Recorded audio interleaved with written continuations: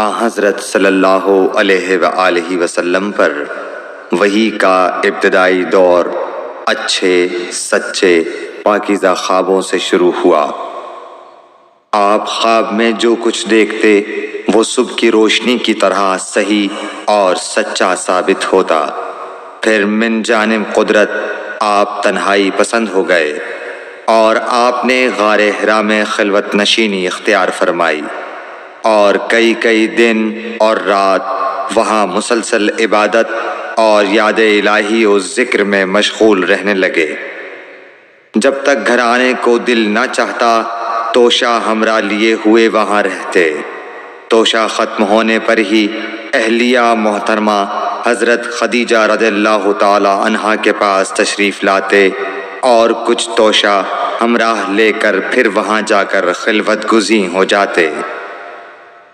یہی طریقہ جاری رہا یہاں تک کہ آپ پر حق منکشف ہو گیا اور آپ غار حرا ہی میں قیام پذیر تھے کہ اچانک حضرت جبرائیل علیہ السلام آپ کے پاس حاضر ہوئے اور کہنے لگے کہ اے محمد پڑھو۔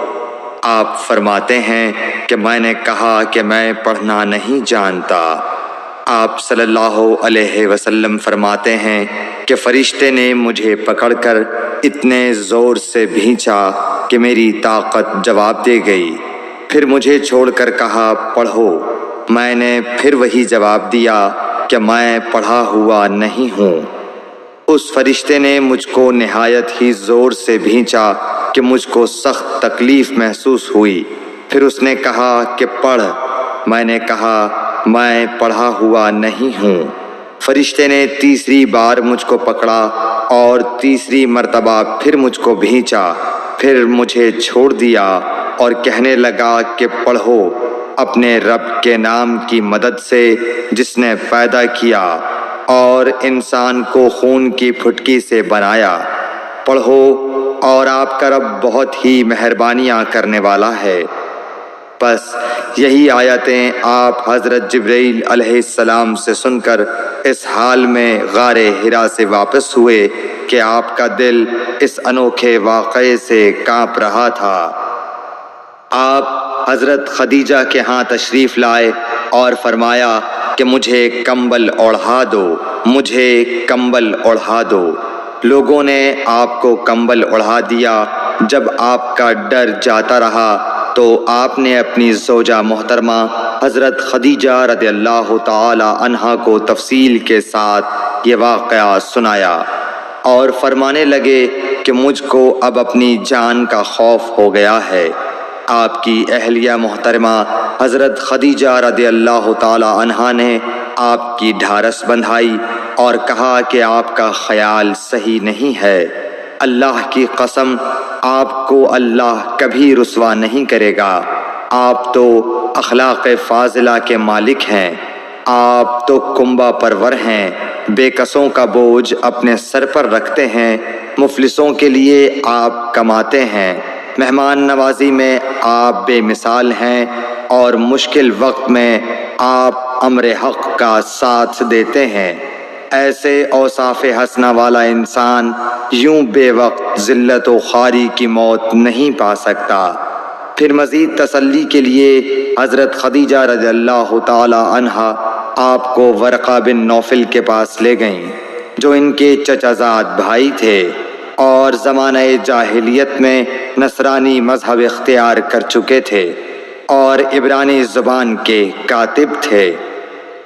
چنانچہ انجیل کو بھی حسب منشائے خداوندی عبرانی زبان میں لکھا کرتے تھے۔ انجیل سریانی زبان میں نازل ہوئی تھی، پھر اس کا ترجمہ عبرانی زبان میں ہوا۔ ورقہ اسی کو لکھتے تھے۔ وہ بہت بوڑھے ہو گئے تھے، یہاں تک کہ ان کی بینائی بھی رخصت ہو چکی تھی۔ حضرت خدیجہ رضی اللہ تعالی عنہا نے ان کے سامنے آپ کے حالات بیان کیے اور کہا کہ اے چچا زاد بھائی، اپنے بھتیجے محمد صلی اللہ علیہ وسلم کی زبانی ذرا ان کی کیفیت سن لیجئے۔ وہ بولے کہ بھتیجے آپ نے جو کچھ دیکھا ہے اس کی تفصیل سناؤ۔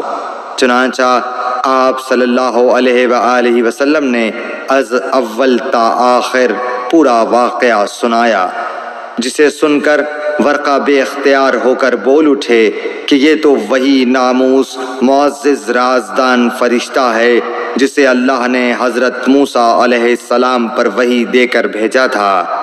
کاش میں آپ کے اس عہد نبوت کے شروع ہونے پر جوان عمر ہوتا، کاش میں اس وقت تک زندہ رہتا جب کہ آپ کی قوم آپ کو اس شہر سے نکال دے گی۔ رسول کریم صلی اللہ علیہ وآلہ وسلم نے یہ سن کر تعجب سے پوچھا کہ کیا وہ لوگ مجھ کو نکال دیں گے، حالانکہ میں تو ان میں صادق و امین و مقبول ہوں۔ ورقہ بولا، ہاں یہ سب کچھ سچ ہے، مگر جو شخص بھی آپ کی طرح امر حق لے کر آیا لوگ اس کے دشمن ہی ہو گئے ہیں۔ اگر مجھے آپ کی نبوت کا وہ زمانہ مل جائے تو میں آپ کی پوری مدد کروں گا، مگر ورقہ کچھ دنوں کے بعد انتقال کر گئے، پھر کچھ عرصے تک وحی کی آمد موقوف رہی۔ صحیح بخاری حدیث نمبر 3۔